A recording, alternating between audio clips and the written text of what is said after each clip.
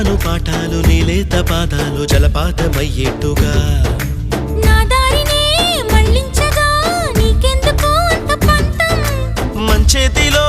ఉంటే కదా ప్రేమించడం మానటం